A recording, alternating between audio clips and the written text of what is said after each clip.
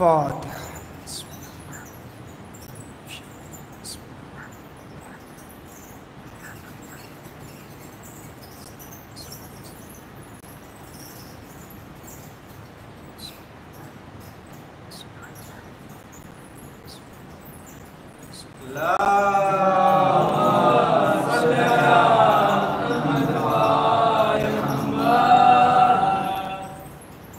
لا حول ولا قوة إلا بالله العلي العظيم.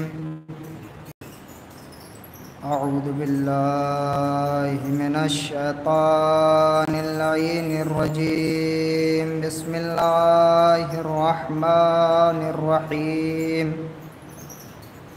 الحمد لله الذي هدانا لهذا وما كنا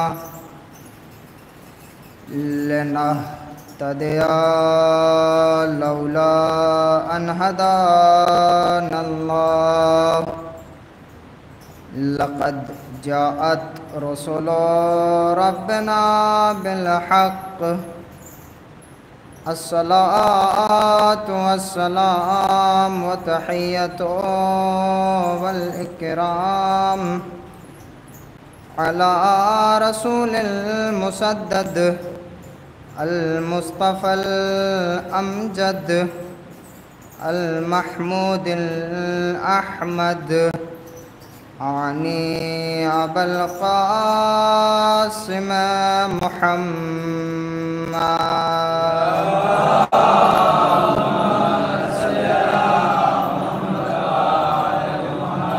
وعلى أهل بيته الطيبين الطاهرين المعصومين المظلومين.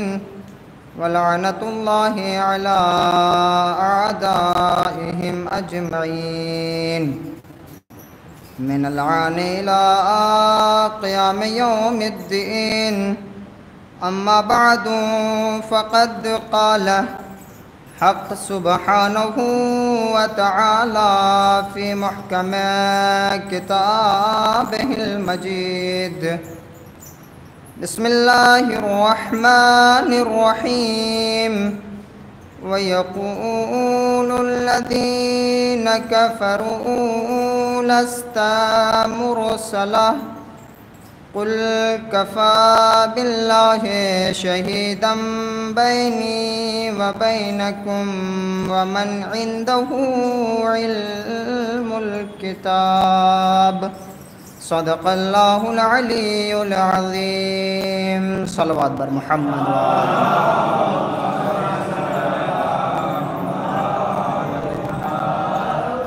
عزیزان ایمان، حاضرین مجلس، سامعین مکرم، بارگاہ اہدیت میں دعا گو ہیں کہ بے روزگاروں کے لیے روزگار اور بے اولادوں کے لیے اولاد، بزرگوں کے لیے شفا، نوجوانوں کے لیے تقویٰ و پرہیزگاری، حکمرانوں کے لیے عدل و انصاف، علماء کرام کے لیے تقویٰ و پرہیزگاری، قوم و ملت کے لیے اطاعت و فرما برداری، اور امام زمانہ کے ظہور میں تعجیل کے لیے ایک باواز بلند نعرہ صلوات پڑھیں.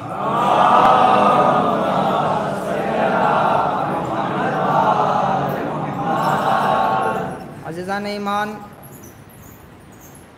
اور علماء کرام، اجازت ہو تو لب کھولوں،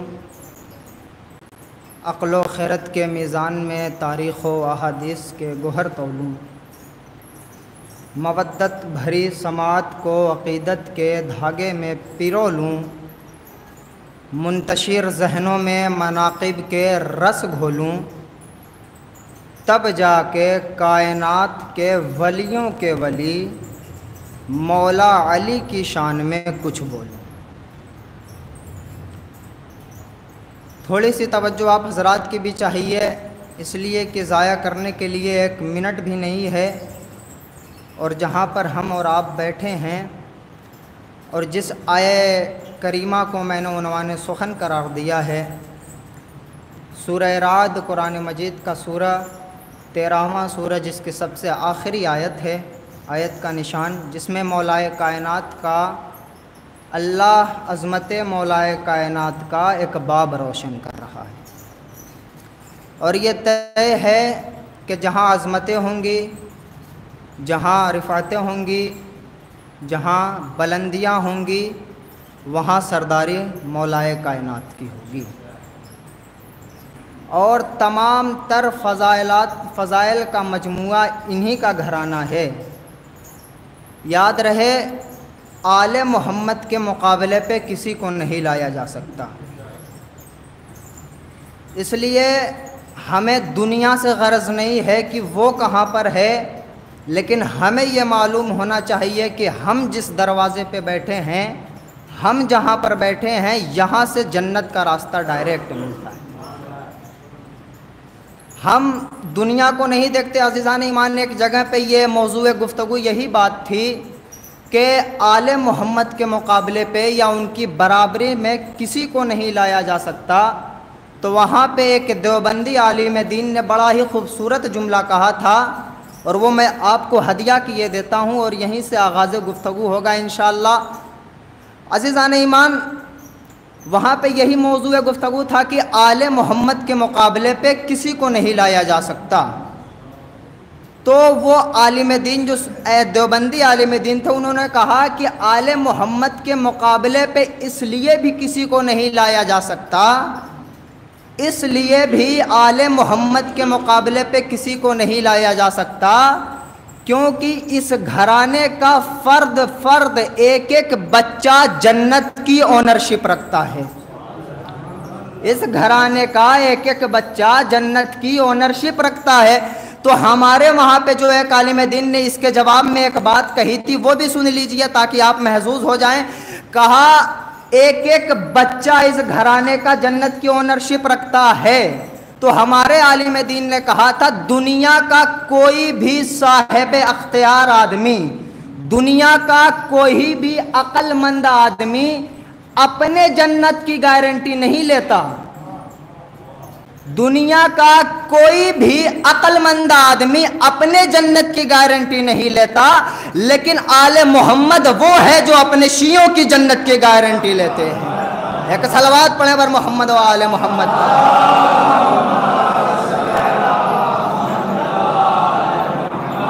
آل محمد وہ ہیں جو جنت کے، شیعوں کی جنت کی گارنٹی لیتے ہیں عزیزان ایمان۔ تو ہمیں دنیا سے غرض نہیں ہے وہ کہاں پہ ہے، کس دروازے پہ، ہم جہاں سے ملتے ہیں، ہم جہاں پہ بیٹھے ہیں بالکل صحیح بیٹھے ہیں۔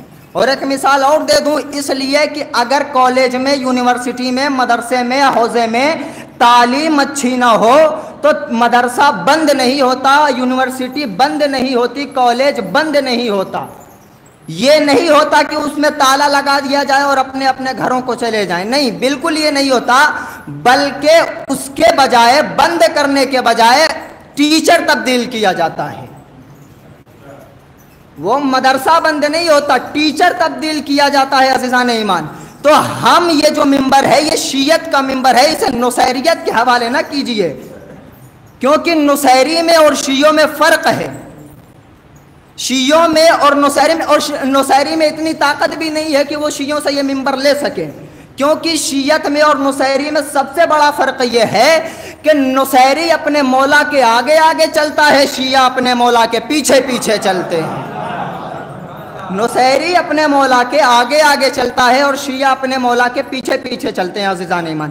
آپ لوگ ذرا سا بیدار رہیے گا تاکہ میں اپنی بات بھی اب تک پہنچاتا رہوں، کیونکہ عزیزان ایمان اور جگہ پہ مجلس پڑھنا اور یہاں پہ مجلس پڑھنا میرے لیے بھی بہت مشکل ہے، اس لیے کہ یہاں پہ جن سے میں نے سیکھا ہے، میرے اساتذہ کرام بھی موجود ہیں یہاں پہ، ان کے زیر سائے مجلس پڑھ رہا ہوں بطور اصلاح ان کے لیے، اور بزرگوں کے لیے تو خیر کچھ میں کہہ ہی نہیں سکتا، مجھ سے زیادہ جاننے والے ہیں، لیکن بس ایک جملہ میں یہ کہوں گا، اس لیے بھی میرے ساتھ رہیے گا، کیونکہ حضور والا جب ہم بہت چھوٹے ہوا کرتے تھے تو جب ہم اپنے دادا کے وہاں یا نانی کے وہاں کسی کے گھر جاتے تھے تو ان کے دامن پکڑ لیتے تھے اور ان سے یہ ریکویسٹ کرتے تھے، یہ ان سے کہا کرتے تھے کہ ہمیں کہانی سنائیے، بہت توجہ رہے، ہمیں کہانی سنائیے۔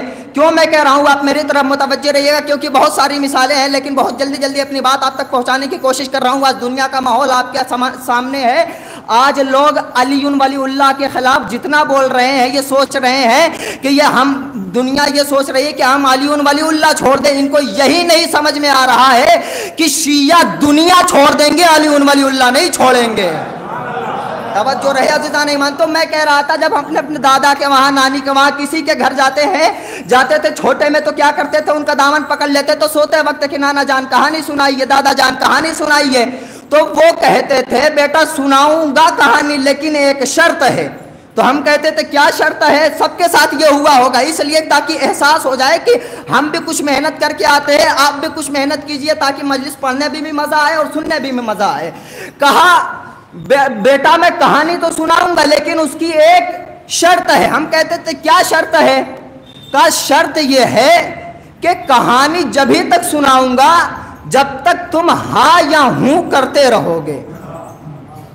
توجہ رہے عزیزان ایمان، کہانی جبھی تک سناؤں گا جب تک آپ ہاں یا ہوں کرتے رہو گے، اور جہاں تم نے ہاں یا ہوں بند کیا کہانی رک جائے گی۔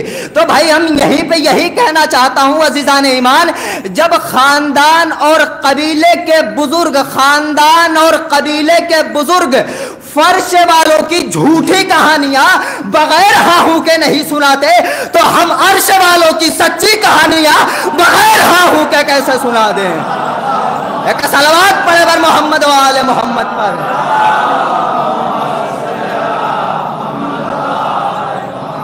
جب خاندان اور قبیلے کے بزرگ فرش والوں کی جھوٹی کہانیاں اور جن کے صدقے میں کائنات خلق ہوئی ہے، جب ان کا تذکرہ ہو اور انسان خاموش رہے تو پھر بہرحال وہی جانے کا کیوں خاموش ہے، کیونکہ نام علی پہ اگر آپ خاموش ہے تو یہ آپ کی مجبوری ہے، ورنہ نام علی کے بارے میں یہ دنیا جانتی ہی نہیں ہے کہ علی ہے کیا۔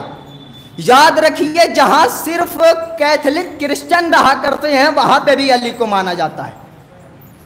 ناروے میں ایک بہت ہی اونچی عمارت ہے، بہت ہی اونچی بلڈنگ ہے، اس بلڈنگ پہ بس 3 ہی لفظ لکھا ہوا ہے ALI۔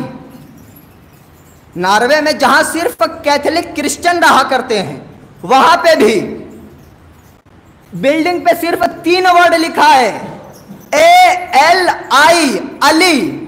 اب نسیم الدین صدیقی ناروے پہنچے، انہوں نے بلڈنگ دیکھی، دماغ میں کھلبلی مچ گئی، یہ لوگ بھی علی کو مانتے ہیں۔ اس کے دل میں پیٹ میں مروڑ ہونے لگی، وہ کہنے لگا اس بات کا تو پتہ لگاؤں گا۔ وہ بڑی مشکل سے جو اس بلڈنگ کا مالک تھا اس سے ملاقات طے ہوئی، میٹنگ طے ہوئی، تھے مسلمان، عادت سے مجبور تھے، جاتے ہی پوچھ لیا یہ بتائیے آپ نے اپنی بلڈنگ پہ ALI علی کیوں لکھا ہوا ہے؟ ALI علی کیوں لکھا ہوا ہے؟ تو فوراً اس کرسچن نے پلٹ کر جواب دیا اگر ALI علی نہ لکھتا تو بلندی نہ ملتی۔ علی کسی کی جاگیر نہیں ہے، تو یہ نام علی کے بارے میں دنیا جانتی ہی نہیں ہے عزیزان ایمان۔ آپ خوش قسمت ہیں، ہم خوش قسمت ہیں کہ ہمارے والدین نے ہمیں بچپن سے 2 چیزیں بہت خاص طور سے پڑھائی ہیں، 2 چیزیں سکھا کر ہمیں بڑا کیا ہے، اور یہ 2 چیزیں ایسی ہیں جن کی وجہ سے دنیا آج ہمیں جانتی بھی ہے اور پہچانتی بھی ہے۔ وہ 2 چیزیں ہیں کیا؟ ایک عزاداری، دوسرا ولایت علی ابن ابی طالب۔ ایک صلوات پڑھیں بر محمد و آل محمد۔ ایک عزاداری، ایک ولایت علی ابن ابی طالب۔ آج اذانوں سے علی ولی اللہ نکالنے کی بات کر رہے ہیں، اب سن لیجئے جو لوگ بغض علی دل میں، آپ ڈر کر نہ سنیے اس لیے کہ ہم لوگ حسینی جانباز ہیں، موت کے ڈر سے علی نہیں چھوڑیں گے۔ جو ڈر کر بولتے ہیں وہ تو بولتے ہی ہیں، لیکن ہم ڈنکے کی نوک پہ کہتے ہیں علی تمام انبیاء سے افضل ہیں اور رہیں گے، مولا علی تمام انبیاء سے افضل ہے رسول خدا کو چھوڑ کر۔ اور رہیں گے۔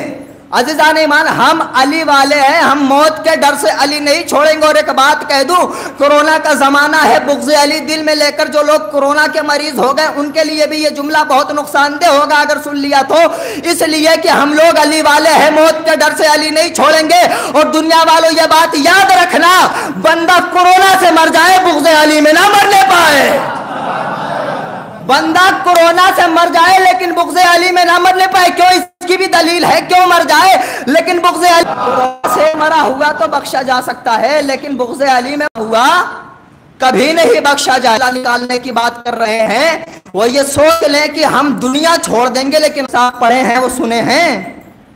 چچا بھی بڑے ہی آہستہ اور نرم لہجے میں کہیں گے 70 برس کے ہو گئے ابھی تک تو نہیں سنی، 70 برس کے ہو گئے ابھی تک تو نہیں سنی۔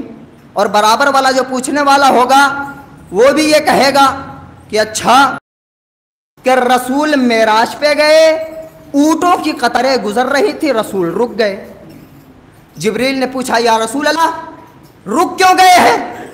کہ میری شریعت میں جانوروں کے درمیان سے گزرنا مکروہ ہے۔ اب توجہ رہے عزیزان ایمان، ایک جملہ اور اسی سے ملتا جلتا ہے، لیکن شاید کسی کو برا لگے یا کسی کو نہ لگے، لیکن میں تو پڑھوں گا حضور والا، اس لیے کہ میں یہاں پہ جو آیا ہوں اس کا حق ادا کرنا ہے۔ ممبر پہ آنے کے بعد میں کسی سے ڈر کے نہیں بولتا، جو بولتا ہوں حق بولتا ہوں اور کتاب اور احادیث کی روشنی میں بولتا ہوں۔ کہا یا رسول اللہ رک کیوں گئے؟ کہا میری شریعت میں جانوروں کے درمیان سے گزرنا مکروہ ہے، اور فوراً کہا میری شریعت میں عورتوں کے درمیان سے بھی گزرنا مکروہ ہے۔ اچھا مجھے پتا تھا آپ لوگ ایسے ہی سنیں گے، سناٹا ہو جائے گا بالکل۔ کہ میری شریعت میں جانوروں کے درمیان سے گزرنا مکروہ ہے اور عورتوں کے درمیان سے بھی گزرنا مکروہ ہے، اگر چند عورتیں آ رہی ہوں درمیان سے گزرنا مکروہ ہے، اس لیے کہ 8ویں امام فرماتا ہے اس سے 2 بیماریاں ہوتی ہیں، ایک تو عقل کمزور ہوتے، دوسرا بندہ بے حس ہوتا ہے۔ تو کہا یا رسول اللہ کب تک رکے رہیں گے؟ کہا بھائی میری شریعت میں ہے گزرنا مکروہ ہے۔ تو کہا ایک مرتبہ جبریل نے یا رسول اللہ وہ ستارہ دیکھ رہے ہیں، نام یاد رکھیے گا ملا فیض کاشانی، یا رسول اللہ وہ ستارہ دیکھ رہے ہیں؟ ہاں دیکھ رہا ہوں۔ کہا 30,000 سال میں ایک مرتبہ نکلتا ہے نا، 30,000 سال میں ایک مرتبہ نکلتا ہے، اور جبریل کہہ رہے ہیں 30,000 سال میں ایک مرتبہ نکلتا ہے، اور میں اسے 30,000 مرتبہ نکلتا ہوا دیکھ چکا ہوں۔ اب جو لوگ یہ سوچ کر بیٹھے ہیں نا کہ یہ کہاں سے آ گیا، اس لیے کتاب کا حوالہ بھی دے کر پڑھ رہا ہوں، شاید واقعہ سنا ہو کتنے لوگوں کا، لیکن کسی کے لیے بالکل نیا بھی ہو سکتا ہے عزیزان ایمان۔ کہا رسول سے جبریل کہہ رہے ہیں یا رسول اللہ 30,000 سال میں ایک مرتبہ نکلتا ہے، اور میں اسے 30,000 مرتبہ نکلتا ہوا دیکھ چکا ہوں۔ تو ایک مرتبہ جبریل سے رسول خدا نے پوچھا جبریل ایک بات بتاؤ۔ کہا یا رسول اللہ عرض کیجئے کیا بات ہے؟ کہا ایک بات یہ ہے کہ اگر اس ستارے کو دیکھو گے تو پہچان لو گے۔ ایک مرتبہ جبریل نے کہا یا رسول اللہ کیسی بات کرتے ہیں، 30,000 مرتبہ نکلتا ہوا دیکھ چکا ہوں، پہچانوں گا کیسے نہیں؟ ایک مرتبہ رسول نے کہا کہاں پہچانا، میں ہی تو ہوں، کہاں پہچانا میں ہی تو ہوں، ذرا سا بیدار رہے، کہاں پہچانا میں ہی تو ہوں۔ کہا یا رسول اللہ کب تک رکے رہیں گے؟ کہا میری شریعت میں جانوروں کے درمیان سے گزرنا مکروہ ہے۔ تو جو اونٹ گزر رہے تھے جبریل نے کہا، رسول اللہ نے جبریل سے کہا جبریل یہ جو اونٹ گزر رہے ہیں ان کے پشت جو آسمانوں سے ملے ہوئے ہیں ان پہ یا رسول اللہ ہیبت بڑی ہے، کبھی پاس جانے کی ہمت نہ کر سکا۔ کہا اچھا یہ بات ہے تو آؤ چلو میرے ساتھ نا۔ اب یہاں پہ ایک جملہ آہستہ سے کہہ دوں آپ کی سماعتوں پہ بھروسہ کر کے، کہا چلو میرے ساتھ مسلمانوں، جب رسول نے کہا چلو میرے ساتھ تو اب تو عقیدہ بدل لو کہ شب معراج پہ رسول کو جبریل نہیں لے کر گئے تھے بلکہ جبریل کو محمد لے کر گئے تھے۔ تو کہا ان پہ لدا کیا ہے؟ کہا پتہ نہیں ہیبت بہت ہے۔ کہا آؤ چلو میرے ساتھ۔ اب جبریل گئے، جس اونٹ کے پشت آسمان سے ملے ہوئے تھے جا کر یوں دیکھا، کہا یا رسول اللہ اس پہ تو کتابیں لدی ہوئی ہیں۔ کہا اچھا، کہا کھول کے دیکھو لکھا کیا ہے۔ اب یہاں سے روایت اور جملے دونوں کی داد چاہوں گا عزیزان ایمان۔ کہا کھول کے دیکھو اس پہ لکھا کیا ہے۔ تو جبریل نے کیا کیا، پہلی کتاب اٹھایا، پلٹا، سبحان اللہ، ماشاء اللہ، جزاک اللہ، بند کی رکھی، دوسری اٹھائی، سبحان اللہ العظمت للہ، کیا کہنا میرے استاد کے، توجہ رہے عزیزان ایمان، کیا کہنا میرے استاد کے، جزاک اللہ، ماشاء اللہ، سبحان اللہ، دوسری رکھی، تیسری اٹھائی، پھر وہی سبحان اللہ، ماشاء اللہ، العظمت للہ، جزاک اللہ، کیا کہنا میرے استاد کے، کیا کہنا میرے استاد کے۔ جبریل کتابیں دیکھتے رہے، اونٹ گزرتے رہے، دیکھتے رہے، اونٹ گزرتے رہے، جب 100 کتابیں اونٹ گزرتے رہے، جب 100 کتابیں جبریل دیکھ چکے تو ایک مرتبہ رسول نے پوچھا جبریل ان کتابوں میں لکھا کیا ہے؟ تو ایک مرتبہ رسول سے جبریل کہتے ہیں یا رسول اللہ ان کتابوں میں علی کی فضیلت لکھی ہوئی ہے اور کمال یہ ہے ایک بھی دہرائی نہیں گئے۔ ایک صلوات پڑھے بر محمد و آل محمد پہ۔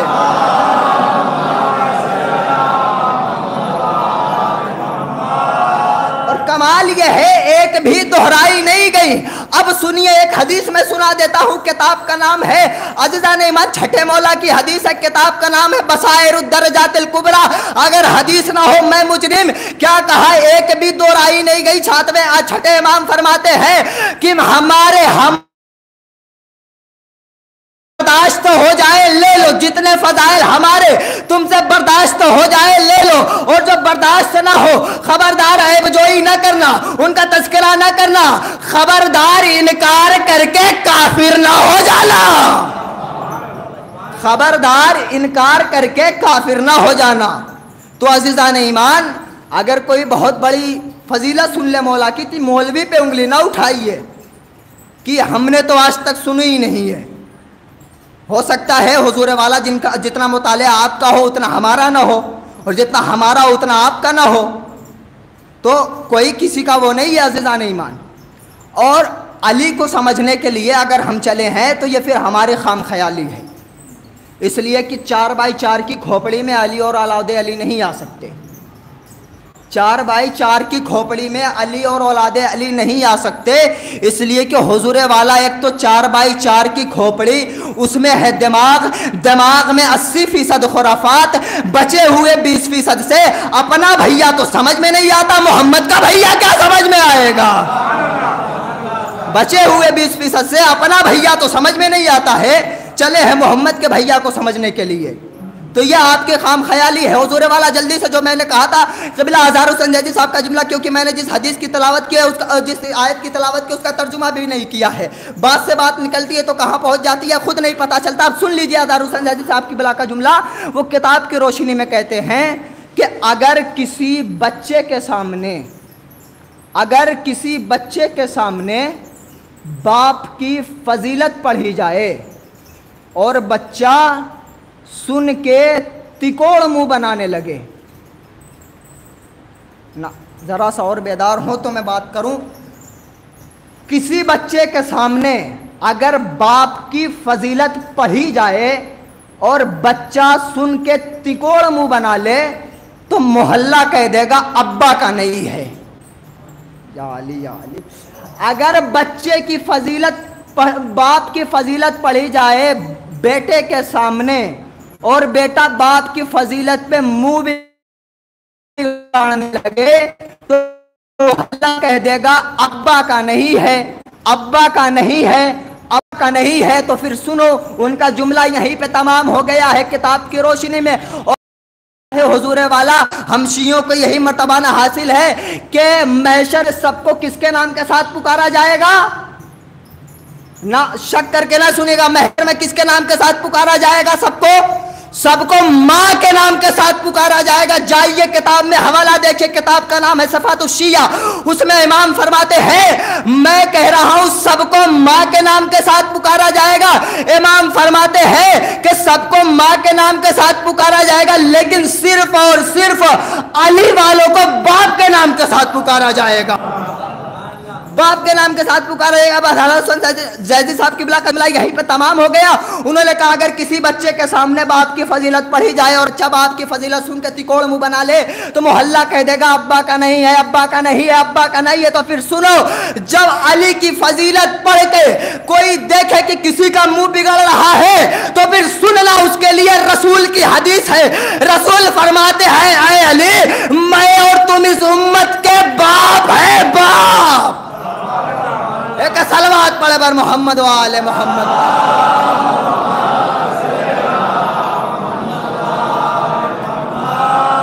اے علی میں اور تم اس امت کے باپ ہیں، باپ۔ تو یاد رکھیے جو بھی ذکر علی یا علی ولی اللہ کے خلاف بول رہا ہے وہ در اصل وہ نہیں بول رہا ہے، اس کا شجرہ بول رہا ہے۔ ہمارے علماء نے یہ بات کہہ چکے ہیں اور انہوں نے یہ کہا بھی ہے کہ اگر ہم اس بات کو ثابت کر دیں کہ علی ولی اللہ اذان کا جز ہے تو کیا وہ یہ مانیں گے کہ جب ہم ثابت کر دیں تو اس کے بعد وہ اپنی اذانوں میں بھی علی ولی اللہ کہیں گے؟ کوئی جواب نہیں آیا عزیزان ایمان۔ تو جلدی سے جو آیت میں نے پڑھی اس کا ترجمہ بس کر دیتا ہوں، حضور والا کسی دن موقع ملا تو اس کے ضمن میں پوری بات ہوگی کہ کیا کہا قرآن، کیا کہہ رہا ہے سورہ رات کی آخری آیت، وَيَقُولُ الَّذِينَ كَفَرُوا لَسْتَ مُرْسَلًا قُلْ كَفَىٰ بِاللَّهِ شَهِيدًا بَيْنِي وَبَيْنَكُمْ وَمَنْ عِندَهُ عِلْمُ الْكِتَابِ، کہ اللہ کہہ رہا ہے میرے حبیب کافروں سے کہہ دو جو یہ آپ سے کہتے ہیں کہ آپ رسول نہیں ہیں، آپ مرسل نہیں ہیں، آپ اللہ کے بھیجے ہوئے نہیں ہیں، تو آپ ان کے جواب میں بس اتنا کہہ دیجئے کہ دیکھو تمہارے اور میرے درمیان بس دو گواہ کافی ہیں، ایک خود اللہ رسالت کی گواہی کے لیے کافی ہے اور دوسرا وہ جس کے پاس پوری کتاب کا علم ہے۔